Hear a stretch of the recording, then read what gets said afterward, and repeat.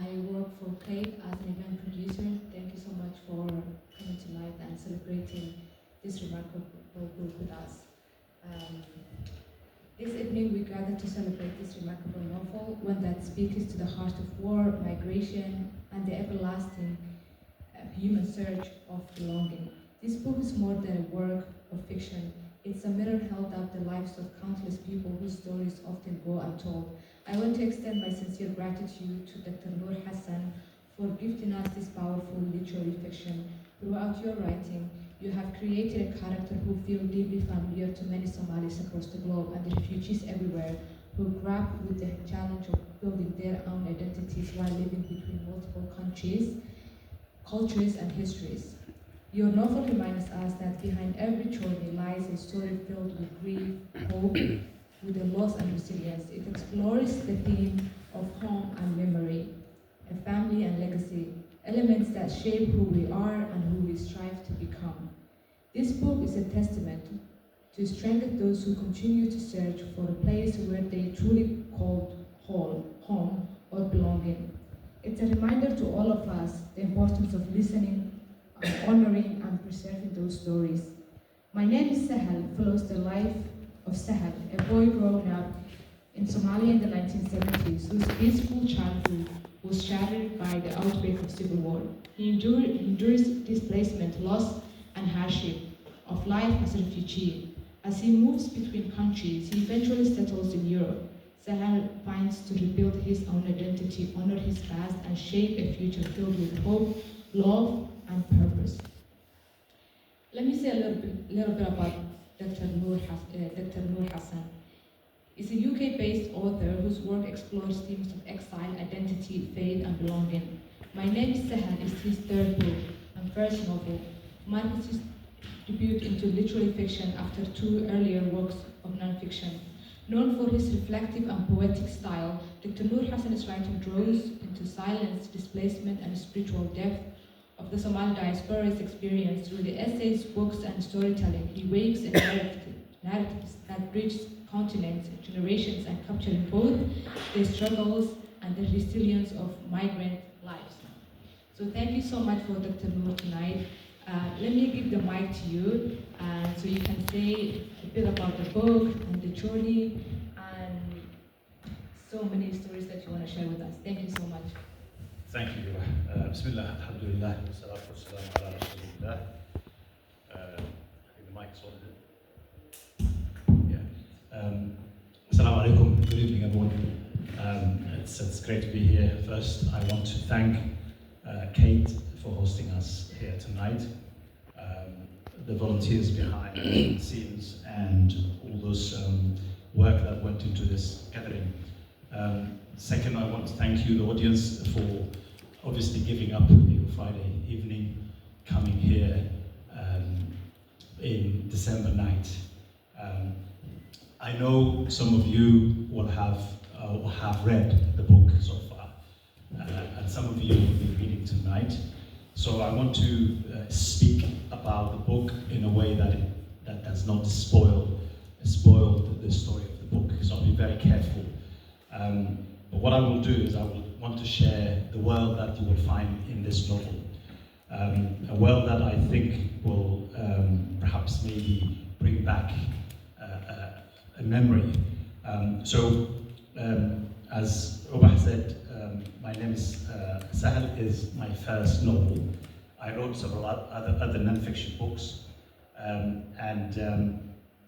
but this is me stepping into the literary world. I think it's a very scary world. Anyone who wrote a fiction will understand that. But I'm trying my best, and I hope I've done enough to justify this book. It took me 3 years to put this book together, and those 3 years were spent on researching the characters, the emotional journey that Sahal brought to where he is today, and the history of the background and the story in the book. So, looking back, the book, I would argue the novel stands on 3 pillars. The first pillar is memory. And the second one is loss. Finally, the third pillar of the book is becoming, in other words, success, triumphant.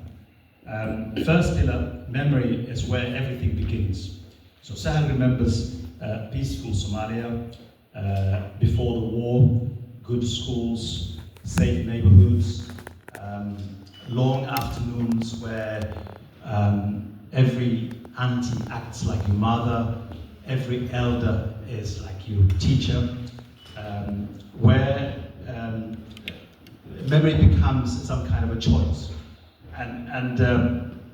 But in this book, memory is not just a nostalgia.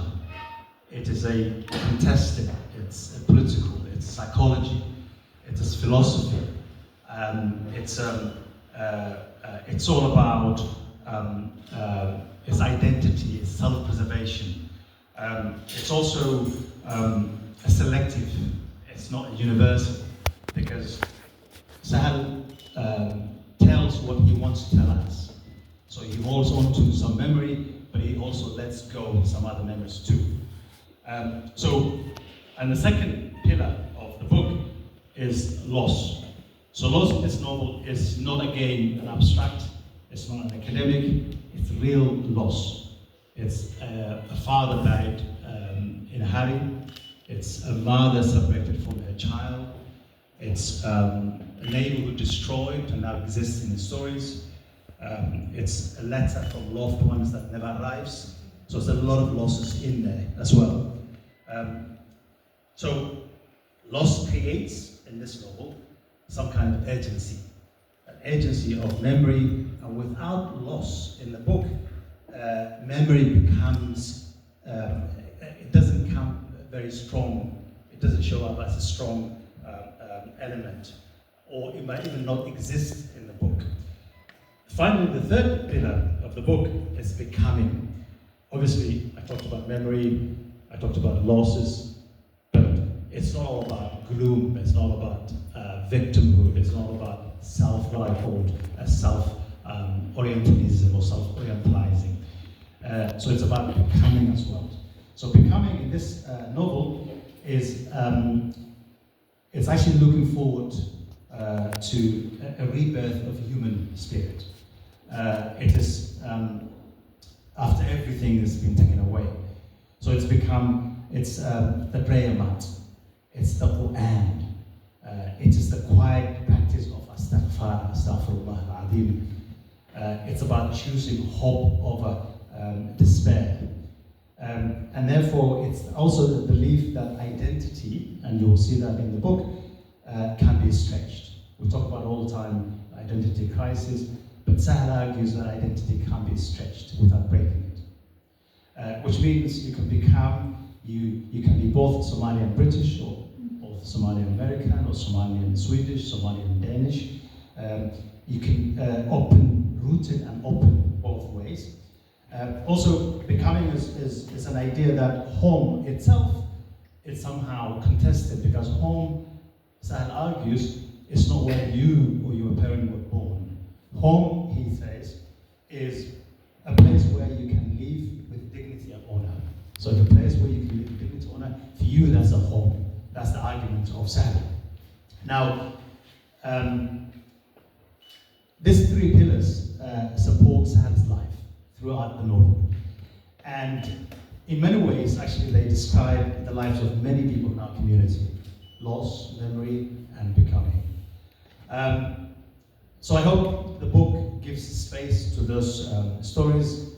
It honors the journey that we all as a community make from our original homes to where we are now and what brought us here. So what I'm going to do is, before I pass the mic to Uba, I'm going to read a few passages from the book. Again, I will be very careful not to spoil the book. So bear with me. Now, this passage, the heading is called Hindiye. So Hindiye, you will discover who Hindiye is. But it's the theme is, it says, now Sahal has got some problems. Sahal is the main character of the book. And he calls it a future once imagined, now reimagined. So something falls apart around him, so he's trying to reimagine his future. Right, so I had not heard her voice in 3 years. I did not know whether she was in Dadaab, Nairobi, or somewhere else in Thailand. Maybe she was married, maybe she's waiting. But I knew one thing: if she had any idea where I was, she would have hoped that I would succeed, that I would make it here, get the papers, and start a new life. She would have imagined our reunion, a future stitched together after war had torn us apart. A home somewhere in Germany or beyond, maybe children, maybe stability. That imagined future was now broken, scattered across my thoughts like shattered glass. And my parents, two old souls trapped in the limbo of Dadaab, had pinned all hopes remaining on me. I was their exit plan, their opportunity for retirement, the chances to live once again as people. Not numbers in refugee registry. Now, with no legal status, I felt that I had failed them too. My rejection did not just close a door, it collapsed a whole building that I had spent years constructing in my mind. And yet, as they say, time is the greatest healer. 2 months after my rejection, something unexpected happened. I began to feel alive again, slowly, quietly, almost without noticing it. I started with the language. I had been going to my integration course more consistently, and with Gunda's help. Gunda is another character who you will see in the book, an Somali character. Had enrolled in reputable language school that served both asylum seekers and those already granted refugee status. The classes were rigorous but human. Teachers spoke slowly but smiled often. I corrected us gently. I could now buy food at the bakery with confidence. Ask directions without panicking. And even laugh at some local jokes, although German humor still puzzled me at times. Outside the classes, I built a new routine. I joined a public library, not far from my apartment. It was a quiet, sunlit space, always cleaned and stocked with endless knowledge. The first book I borrowed was about German history. The second, a slim volume on educational philosophy. By the fourth week, I had a backpack full of titles: philosophy, science, sociology, even theology. Reading became my escape, my new prayer. I studied not just to pass time, but to rebuild the person I thought I had lost. And then something beautiful happened. I went back to reading lists from the teacher training course I had dropped out of, and reread the work of those names once alien to me. I think if you have anyone working in the sector of education will know the names that I'm going to read in a minute. Doing, Fyagosky, Brunner, and Bloom. I read not to pass exams, but because there was none, but with a new sense of purpose. The theories make sense. So I'm going to stop here on this passage, and I'm going to add very quickly onto the next one. So this is a passage where now Sam imagines his future. Something happened, but he's not giving up. So he's moving up. Basically, he's recalibrating. It's just making sure that wherever he was is now is a slightly different place. Now, the second passage is called The Call That Brought the Rain. So it's probably they have something happened in between, but something good happened. So this is a slightly less gloomier than another passage. I'm going to be quick. The cold was stubborn that December morning, a bitter sort of cold. not the kind that bites and fades, but the kind that sits in your bones, slows you down and makes you linger a little bit longer under the covers, even when the alarm goes off. It had been a long week. Frankfurt was heaving with shoppers. The festive season always brought out crowd in droves. People seemed too eager to clean their cars. People seemed too eager to clean not just their homes, but their cars too, as if a spotless vehicle could help them steer more cleanly into the new year. At the car wash, this meant hours of scraping off thick layers of grime. Snow turned into slush, turned into black ice. Every car that pulled in looked as though it had driven through battlefield. My arms were sore from wielding the pressure of the hose, and the smell of detergent had found its way into my skin. So I'm going to a little bit jump this into the phone. I'm going to jump over a paragraph. The phone rang twice, then died. That was odd. 5 minutes later, it rang again, this time more insistently. I looked at the screen. There was no name, just numbers. A long string of them. So it was an international call. My first thought was of my parents. But they never called me on Saturday. They knew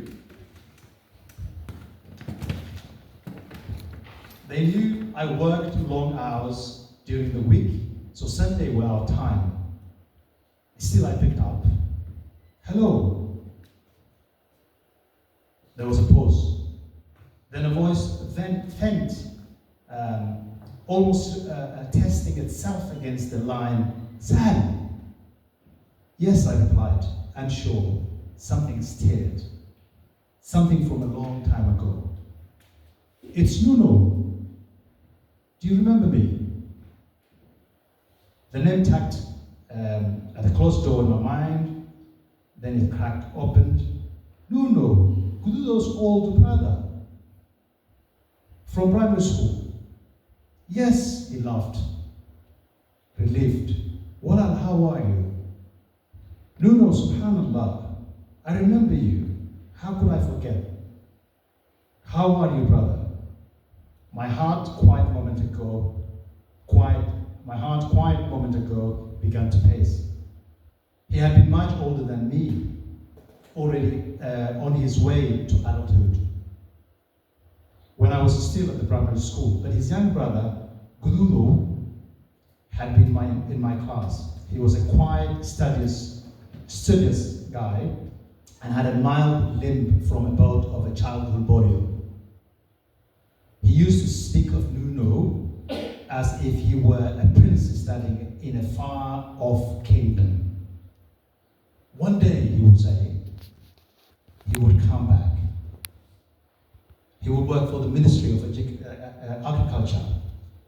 But the Ministry of Agriculture, like the nation, had collapsed into ash and into memory. I've been in Netherlands all this time, Nuno said. Finished my studies, got married to a Dutch woman. We had 2 boys. Life went on. He spoke gently about the ones who hadn't met it. His father, Kukai, the Quran teacher who sat under the big tree near the old school, had passed away, alayhi rahmah. 2 siblings too. Gududo, the frail mother, and his 2 sisters were now in Garissa. I got your number from Gududo, he said. He visited your parents and told them to call you. There's a good news. I straightened up. Good news? A silence fell. Then asked, do you remember Hindi? My heart skipped 2 beats. The world spanned, then slowed.